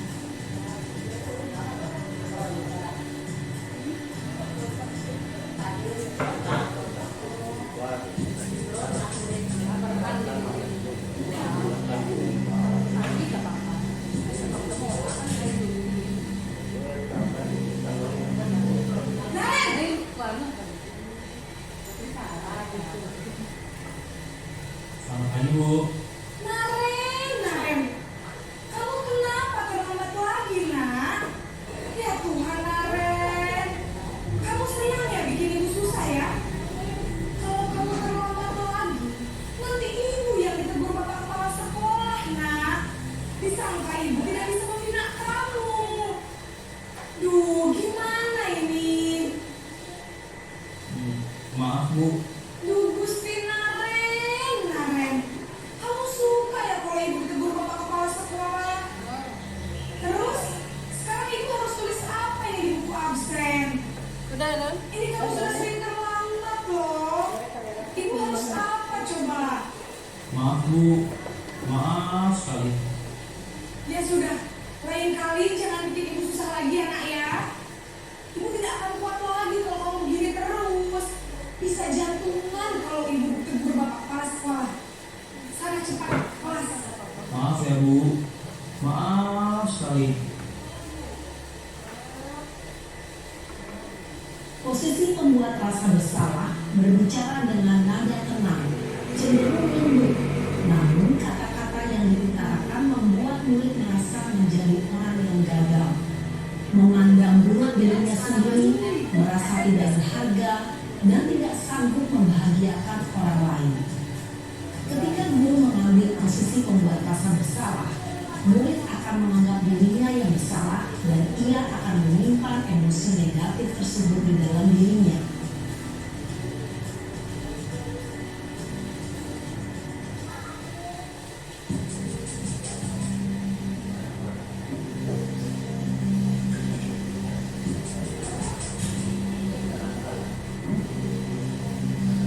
Naren,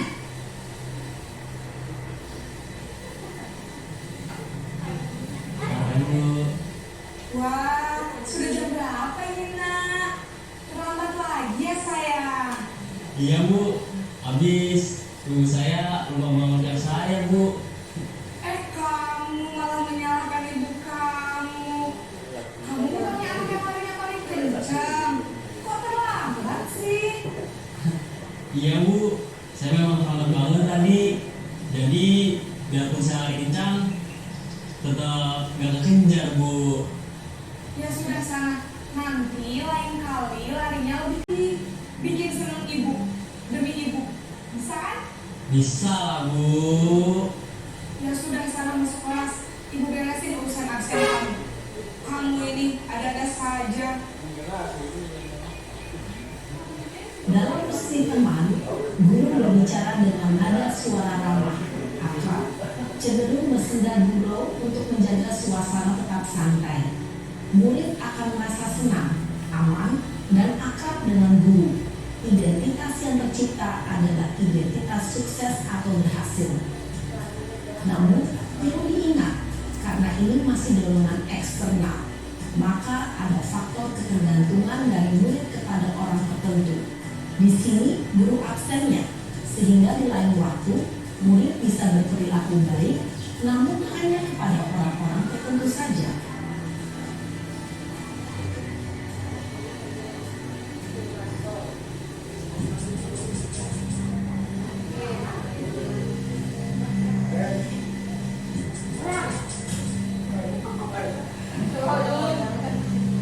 Naren,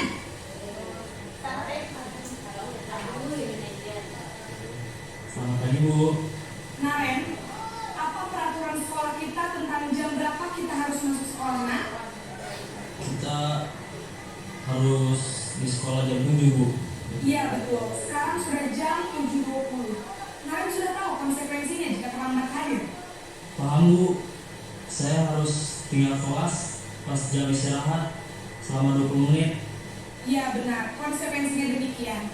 Jadi nanti jam 9.30 pas istirahat, kamu harus tinggal di kelas, kerjakan tugas tambahan untuk ketertinggalan kamu, ya? Baik Bu.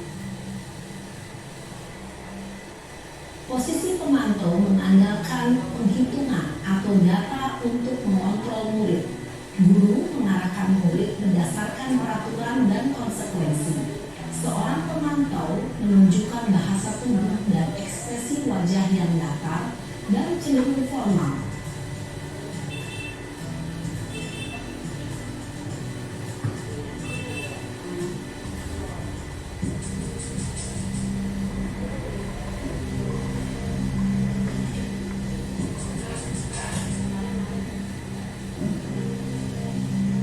Naren!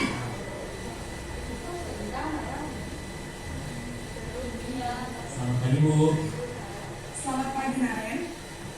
Maaf Bu, saya terlambat. Iya, sekolah masuknya jam 7, sekarang sudah jam 7.20. Jadi sekarang bagaimana ini Naren? Maaf Bu, saya lupa setel alarm saya semalam. Baiklah, menurut kamu, keyakinan sekolah yang mana yang perlu kamu tingkatkan? Menghargai diri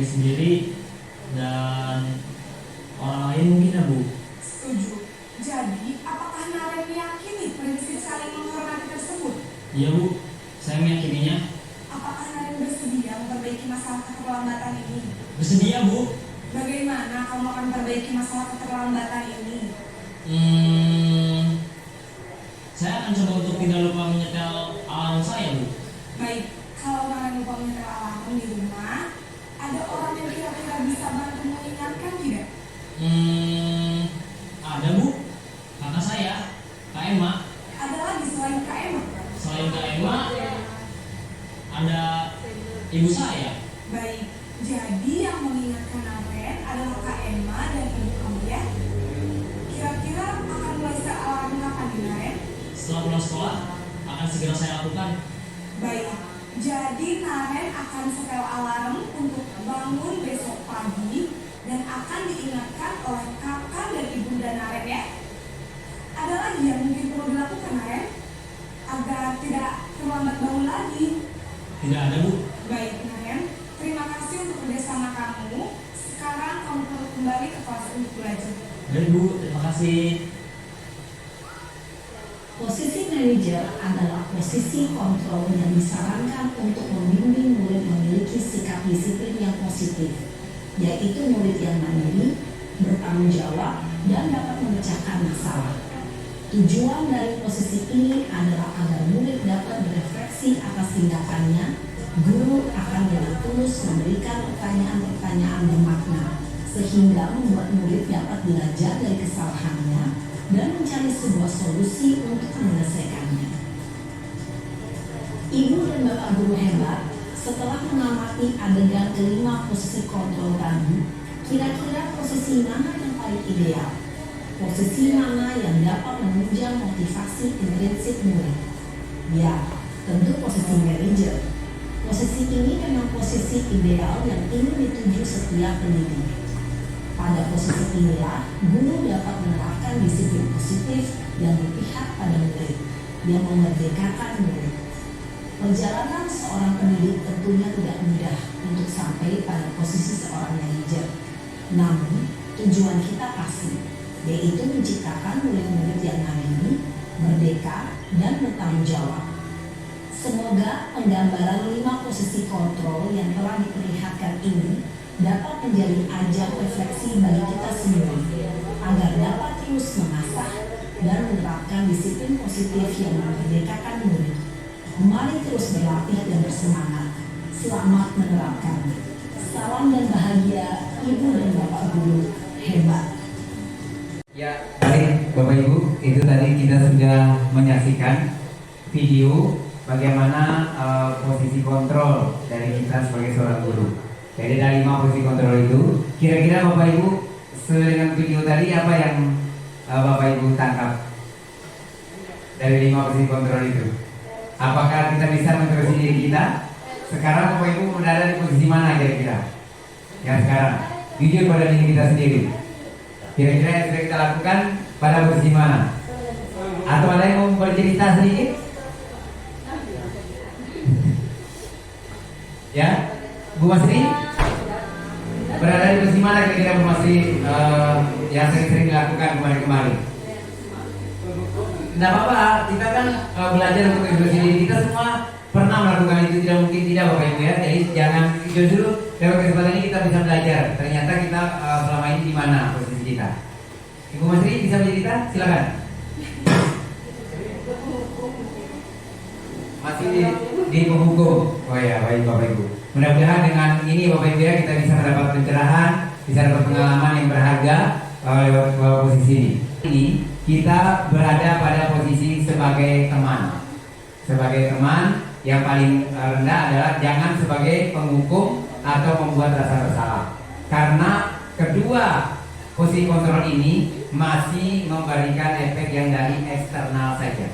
Kalau masih sebagai teman sudah ada masuk sedikit-sedikit, walaupun belum begitu banyak, kita bisa belajar mengkombinasikan antara posisi teman, pemantau, dan manajer. Nah, nanti akhir-akhirnya mudah-mudahan kita bisa melakukan itu Bapak Ibu ke posisi manajer. Baik, kita lanjut kepada keyakinan kelas kita, Bapak Ibu. Nanti karena ada hubungannya dengan posisi kontrol kita dengan keyakinan kelas. Karena berhubungan seperti itu, karena kita membuat posisi kontrol ini tergantung pada keyakinan kelas yang kita sudah buat. Kenapa kita meyakini bahwa pembuat keyakinan kelas Bapak Ibu, keyakinan bukan peraturan misalnya. Nah, kita akan lihat nanti mengapa tidak peraturan saja, mengapa harus keyakinan kelas. Melihat kan dari perbedaannya bahwa peraturan sama keyakinan itu saya rasa nggak beda-beda tipis saja. Cuman penyebutannya yang harus menggunakan helm bila menarik kendaraan roda 2. Kira-kira Bapak Ibu kenapa? Supaya tidak ditilang misalnya seperti itu. Supaya keselamatan misalnya kayak gitu. Nah, keselamatan. Mengapa kita memiliki peraturan 3M? Menggunakan masker, mencuci tangan, menjaga jarak. Untuk kesehatan juga. Baik Bapak Ibu. Kemudian yang ketiga adalah mengapa kita memiliki peraturan harus datang tepat waktu pada saat mengikuti pelatihan. Untuk kedisiplinan. Ada lagi? Ada lagi kira-kira Bapak jalan. Apa lagi kira-kira Bapak? Mungkin menghargai ya. Menghargai waktu. Menghargai orang lain yang sudah mungkin ada di luar terus kita belakangan. Hanya kita itu maksudnya. Kemudian untuk mendukung motivasi intrinsik, kembali ke nilai-nilai keyakinan-keyakinan kita untuk menggerakkan seseorang dibandingkan mengikuti serangkaian peraturan-peraturan. Nah, selanjutnya. Nah, tahapan menciptakan program kebijakan. Yang pertama, lihat daftar kebijakan yang telah disusun bersama. Maksudnya kebajikan ini adalah kebajikan yang disusun bersama. Itu maksudnya keyakinan kita terus kuat. Lihat kembali. Ada nilai kebajikan yang ingin dijadikan perhatian utama di sekolah Anda. Misalnya curahkan pendapat dalam kelompok. Jadi tentukan yang utama dulu, kira-kira yang mana. Seperti tadi yang kita lakukan itu adalah misalnya, oh ternyata ke kesehatan, maka singkat jelas pada kalimatnya nanti. Kemudian yang ketiga, sempurnakan beberapa daftar nilai-nilai kebajikan yang utama. Bahas kembali dalam kelompok utama. Ini langkah-langkah yang kita lakukan. Kemudian buatlah poster atau muat di sosial media keyakinan sekolah atau kelas kita. Supaya atau ditempel misalnya di mana, misalnya di dalam kelas yang sudah kita sepakati. Berikutnya, pertama adalah keyakinan kelas bersifat lebih abstrak daripada peraturan yang lebih rinci dan konkret. Jadi kita buat yang lebih dimengerti, maksudnya lebih konkret. Jadi tidak berkaitan kalau peraturan. Keyakinan kelas berupa pernyataan universal. Artinya yang mudah dipahami, yang sudah terkenal maksudnya, yang sudah dikenal. Terus pernyataan keyakinan kelas senantiasa dibuat dalam bentuk positif. Jadi kalimat-kalimatnya menggunakan kalimat positif. Keyakinan kelas hendaknya tidak terlalu banyak sehingga mudah diingat dan dipahami oleh semua warga kelas, warga sekolah. Jadi jangan terlalu banyak. Kemudian keyakinan kelas sebaiknya yang sesuatu yang dapat diterapkan di lingkungan tersebut. Jangan kita buat sesuatu yang mungkin anak-anak atau kita tidak bisa laksanakan. Usahakan yang bisa kita laksanakan di sekolah. Kemudian setiap warga kelas hendaknya ikut kontribusi dalam pembuatan keyakinan kelas lewat kegiatan curah pendapat. Jadi kita tanyakan ke siswa kita, misalnya apa yang boleh, apa yang tidak boleh di kelas kita. Kemudian bersedia meninjau kembali keyakinan kelas dari waktu ke waktu. Jadi maksudnya sama perbedaan peraturan dan keyakinan kelas. Selalu kembalikan buku ke tempatnya. Keyakinan kelasnya adalah nilai kebajikan apa? Nah, jadi pertanyaannya adalah nilai kebajikan apa kira-kira yang akan kita pakai untuk kita taruh adalah kemudian dilarang mengganggu orang lain. Kira-kira yang kelasnya bagaimana kita buat? Mengganggu, tidak dilarang mengganggu orang lain. Sini apa kira-kira kita taruh? Menghormati teman. Hah? Menghormati teman. Menghormati. Nah, menghormati ya, berarti menghormati sesama, gitu ya, menghormati sesama. Oke, baik. Kita nanti lihat lagi apakah hadir di sekolah 15 menit sebelum pelajaran dimulai. Tepat waktu. Disiplin waktu ya, tepat waktu, disiplin waktu. Oke, baik. Dilarang melakukan kekerasan. Dilarang melakukan saling menyayangi. Saling menyayangi misalnya sesama anggota kelas. Oke. Atau sesama teman. Kemudian dilarang menggunakan narkoba. Apa kira-kira yang bagus untuk keyakinan kelas? Dilarang menggunakan narkoba. Hidup sehat ya. Hidup sehat atau kesehatan ya, menjaga kesehatan misalnya. Oke, menjaga kesehatan diri sendiri boleh.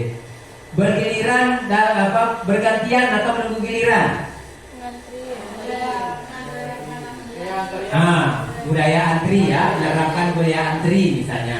Oke. Kemudian gunakan masker, menjaga kesehatan. Lagi sudah masuk tadi ya. Jangan berlari di kelas atau koridor, menjaga keselamatan diri dan orang lain misalnya gitu ya, menjaga keselamatan diri dan orang lain. Baik, kita lihat Bapak Ibu ya. Jawaban dari Bapak Ibu silakan. Jangan kita lihat. Ternyata selalu kembalikan buku ke tempatnya. Kita bisa membuat dengan bertanggung jawab. Selalu bertanggung jawab. Nah, jadi bertanggung jawab. Dilarang mengganggu orang lain. Berarti kita menghormati orang lain. Jadi begitu menghormati orang lain. Kemudian hadir 15 menit sebelum perjalanan dimulai. Juga menghormati orang lain atau berkomitmen misalnya. Komitmen kita. Nah, misalnya ditulis kita melakukan kekerasan. Sama ya.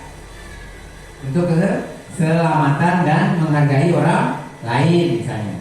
Kemudian dilarang menggunakan narkoba. Betul, dari luar biasa, kesehatan. Kemudian bergiliran atau menunggu giliran, menghormati orang lain dan bersabar. Nah, misalnya bersabar, melatih bersabar. Kemudian gunakan masker, kesehatan dan keselamatan. Kemudian jangan berada di kelas atau koridor, berarti keselamatan dan keamanan diri. Jadi seperti itu Bapak Ibu. Jadi itu peraturan, bedanya peraturan sama keyakinan kelas kita bisa buat. Jadi keyakinan kelas itu bahasanya lebih tidak terkesan, tidak terkesan akan menghakimi, tidak terkesan akan itu dan seperti itu. Nah, ini kita awali dari sini dulu, Bu Widya. Jadi tadi yang ada dua ratan itu adalah ini dulu, kita ke keyakinan kelas tadi itu, keyakinan sekolah dulu. Kalau sudah ada kesepakatan, maka itu boleh. Kesepakatan, makanya saya bilang tadi jangan dari satu arah. Tadi seperti posisi kontrol kita tadi itu dan kelompok hukum, maka kan itu sudah membuat keyakinan kelas, sudah ada anak-anak yang melanggar. Apakah kita akan memberikan hukuman seperti tadi? Akan melakukan konsekuensi lagi sebelum kita melakukan itu. Nah, ini yang Bapak Ibu kita akan lakukan. Kita akan lakukan adalah segitiga restitusi. Nah, jadi ini materi kita terakhir ya, Visi. Baik. Ini yang terakhir adalah segitiga restitusi. Bagaimana prosesnya? Nah, ini kita bilang tadi bahwa ketika anak-anak melakukan suatu kesepakatan kelas yang kita sudah buat, maka inilah yang akan kita lakukan lewat segitiga restitusi. Silakan Visi. Nah, apa itu restitusi? Restitusi adalah proses penciptakan kondisi bagi murid untuk memperbaiki kesalahan mereka, sehingga mereka bisa kembali pada kelompok mereka dengan karakter yang lebih kuat. Restitusi juga merupakan proses kolaboratif yang mengajarkan murid untuk mencari solusi untuk masalah mereka dan membantu murid berpikir tentang orang seperti apa yang mereka inginkan menjadi atau tujuan mulia, dan bagaimana mereka harus memperlakukan orang lain menurut dosen pada tahun 2004. Nah, jadi restitusi ini adalah mengambil ciri restitusinya. Satu, bukan untuk menebus kesalahan, namun untuk belajar dari kesalahan. Itu prinsipnya, Bu. Jadi bukan, saya bilang tadi itu bukan mencari mana yang benar, mana yang salah. Tetapi kita mencari adalah untuk dia menyadari kesalahannya itu. Kemudian yang kedua adalah memperbaiki hubungan. Yang tadi berpikir seperti tadi itu, kita untuk bisa memperbaiki hubungan yang kembali. Kemudian yang ketiga, tawaran bukan paksaan. Jadi makanya kita bertanya, seperti yang dilakukan tadi di kursi manajer. Kemudian yang keempat adalah restitusi menuntun untuk melihat ke dalam dirinya, untuk lebih mengenal diri. Menuntun, kita berusaha untuk memajukan siswa untuk lebih mengenal dirinya. Kemudian restitusi mencari kebutuhan dasar yang mendasari tindakannya. Nah, yang tadi mesti kontrol itu kita. Yang kebutuhan manusia itu. 5 kebutuhan dasar manusia tadi itu. Nah, itu yang kita harus lakukan. Kita cari dulu di posisi dia yang kenal dari restitusi diri adalah cara yang paling baik. Nah, restitusi diri adalah cara yang paling baik. Artinya kita mencoba melakukan bersih dirinya. Kemudian restitusi fokus pada karakter, bukan tindakannya. Jadi yang kita lihat adalah karakter dari anak-anak itu yang kita restitusi, bukan tindakannya, bukan dia dari tindakannya. Kemudian restitusi fokus pada solusi. Jadi kita mencari solusi jalan keluar, bukan dari kita ya, tetapi dari anaknya. Kemudian restitusi mengembalikan murid yang berbuat salah pada kelompoknya. Hanya kita kembalikan mereka kembali nanti tanpa ada rasa bersalah itu pada diri mereka, tanpa melekat rasa itu. Itu intinya Bapak Ibu, itu yang bisa kita lakukan. Berikut, nah ini dia segitiga restitusi. Yang pertama yang kita lakukan adalah, kenapa di segitiga? Pertama adalah menstabilitas identitas, menstabilkan identitasnya. Yang pertama yang dilakukan adalah setiap, misalnya contoh pertanyaan kita berikan, setiap orang pasti pernah melakukan kesalahan. Misalnya kayak seperti itu. Jadi kita menguatkan bahwa orang itu tidak pernah melakukan kesalahan. Kemudian kamu bukan satu-satunya yang pernah melakukan ini. Karena kesalahan dilakukan, kita stabilkan dulu ini masalahnya, identifikasi masalahnya. Kemudian yang kedua, validasi kebutuhannya tadi. Yang kebilang adalah 5 kebutuhan dasar itu tadi. Di mana dia berada? Kebutuhan mana yang kita penuhi? Bisa dengan cara kamu tentunya punya alasan mengapa melakukan itu. Tanyakan alasan. Misalnya kayak gitu. Kemudian misalnya, adakah cara lebih efektif untuk mendapatkan apa yang kamu butuhkan? Nah, misalnya kayak gitu. Misalnya ternyata tadi mengambil langkah terakhir adalah menanyakan keyakinan. Nah, ini adalah yang sudah kita sepakati tadi. Kembali ya, keyakinan yang sudah kita sepakati. Mana yang dia lakukan? Kemudian kita tanya solusi apa sekiranya yang bisa dia lakukan untuk memperbaiki itu supaya tidak terjadi di masa yang akan datang lagi. Tanyakan ke anaknya. Ya seperti misalnya pertanyaannya, nilai-nilai apa yang telah kita sepakati? Nah, nilai-nilai tadi maksudnya kesepakatan apa yang telah kita sepakati. Nah, kemudian kamu ingin menjadi orang yang seperti apa? Nah, ke depannya. Kalau dia bilang, saya ingin begini, nah ditanyakan kembali. Langkah-langkah apa sekiranya yang bisa dilakukan? Apa solusi apa yang bisa diberikan? Nah, seperti itu kira-kira Bapak. Itu langkah restitusi yang dilakukan. Yang pertama adalah menstabilkan identitasnya, kemudian kita meyakinkan keyakinannya, kemudian kita mencari solusi. Kira-kira apa dan untuk apa yang bisa dilakukan? Merasa gagal karena menstabilkan identitas. Nih contohnya yang pertama yang konkret kita. Untuk membuat anak merasa gagal karena berbuat salah menjadi positif terhadap dirinya. Jadi rasa salah tadi kita buat menjadi positif pada dia dengan cara menstabilkan identitasnya. Contohnya, guru berkata, berbuat salah itu hal yang manusiawi. Jika tidak ada manusia yang sempurna, Bapak Ibu juga salah. Bapak Ibu juga buat salah. Kita pasti bisa menyelesaikan persoalan ini. Bapak Ibu tidak tertarik untuk mencari tahu siapa yang benar, siapa yang salah. Bapak Ibu lebih tertarik untuk menyelesaikan masalah. Kalau kamu menyalahkan dirimu sendiri terus menerus, apakah kamu bersikap baik pada dirimu sendiri? Misalnya, itu adalah contoh-contoh pertanyaan yang sekiranya bisa kita tanyakan untuk menstabilkan identitasnya, menstabilkan identitas si anak, supaya dia tidak merasa dirinya benar-benar bersalah. Karena kita kan cari tempat yang sekiranya nyaman buat dia untuk bisa mengeluarkan apa yang dia maksudkan. Jadi tanpa ada siapapun, kecuali berdua bisa mengungkapkannya. Kemudian lanjut, kemudian validasi kebutuhannya. Nah, misalnya contohnya nih, pada dasarnya setiap tindakan manusia tujuannya adalah memenuhi kebutuhan tadi itu ya. Jadi tetap memenuhi kebutuhan tadi. Itu tindakan yang dilakukan pasti untuk memenuhi kebutuhan. Contohnya orang mencuri pasti. Kalau masalah kita bisa mulai dengan berkata-kata seperti ini. Kamu bisa saja kan melakukan hal-hal yang lebih buruk, tapi kamu tidak melakukannya. Kita awali seperti itu. Misalnya contohnya dari karena apa namanya sakit hati, diejek teman misalnya kan, sering ada kasus seperti itu kan. Sakit hati, diejek teman, dan langsung dia memukul temannya. Nah, kita bisa awali dengan perkataannya. Kamu bisa saja melakukan hal yang lebih buruk lagi, ya, karena bisa diejek, ya kan pasti begitu kan. Nah, jadi tetapi kamu tidak melakukannya kan. Artinya kita memberikan solusi bahwa dia tidak melakukan hal yang lebih buruk lagi terhadap itu. Kemudian yang kedua, kamu pasti punya alasan mengapa melakukannya. Misalnya kayak gitu. Apa alasannya melakukan ini? Kami pasti kamu punya alasannya. Nah, misalnya seperti itu. Kemudian yang ketiga, apa yang penting bagi kamu? Dalam melakukan tindakan tadi, tanyakan. Kira-kira seperti ini. Kemudian kamu boleh tetap berusaha menjaga sikap itu, tetapi tambahkan sikap yang lain atau yang baru. Misalnya sudah bagus ya, nah, boleh dipertahankan, tetapi ada lagi enggak misalnya. Maukah kamu belajar cara untuk mendapat yang kamu butuhkan tanpa harus memukul? Ya tadi ada banyak teman misalnya kan. Nah, untuk memenuhi keinginan tadi itu banyak temannya misalnya. Ada nggak yang lebih bisa untuk dilakukan? Apakah kamu bisa melakukan dengan lebih baik besok lagi?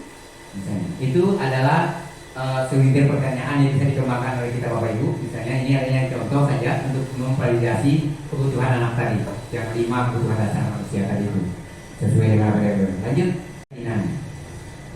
Dari apa yang sudah dilakukan, apa sudah dilakukan tadi, konsekuensi yang dia terima adalah kita bisa bertanya ini, apa nilai-nilai yang kita percaya di kelas atau sekolah kita? Hubungkan dengan keyakinan kelas yang sudah kita buat tadi itu.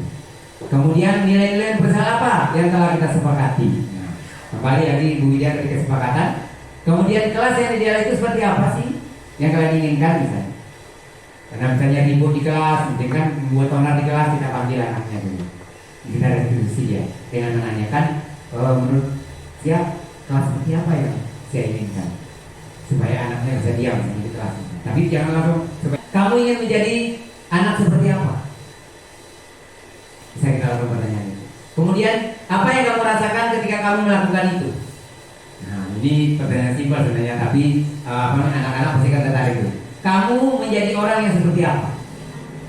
Nah, kira-kira inilah kalimat-kalimat untuk meyakinkan keyakinan kelas kita yang sudah kita sepakati tadi, atau keyakinan sekolah kita kepada anak-anak yang atau orang yang melakukan kesalahan atau melanggar dari kesepakatan kelas yang atau sekolah yang sudah kita buat.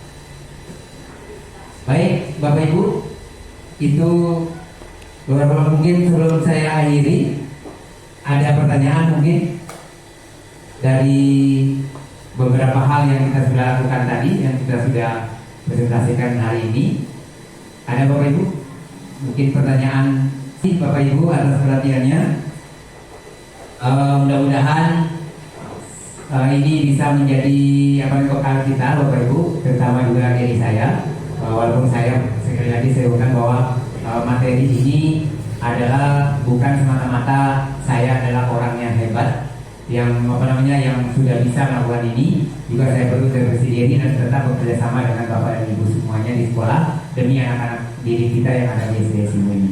Mudah-mudahan apa yang saya sampaikan bermanfaat, ada gunanya bagi kita semua.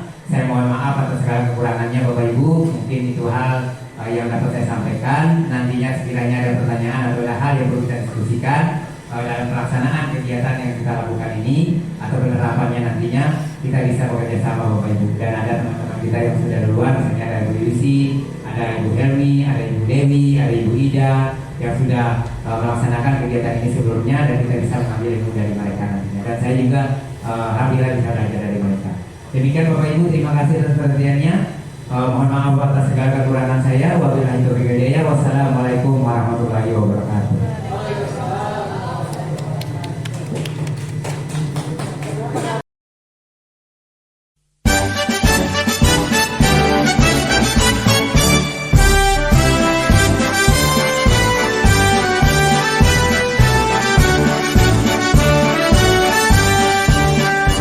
Bulatkan tekad, kuatkan hati, negeri ini memanggilmu kawan.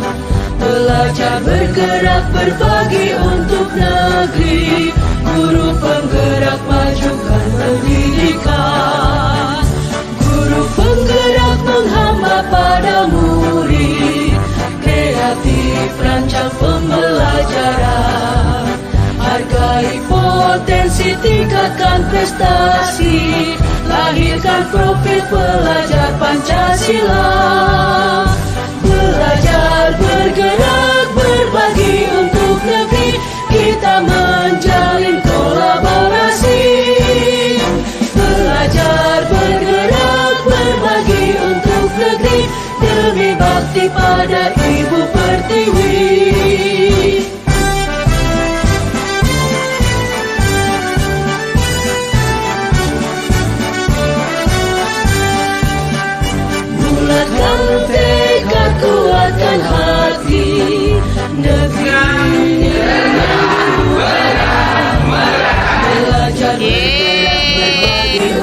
negeri.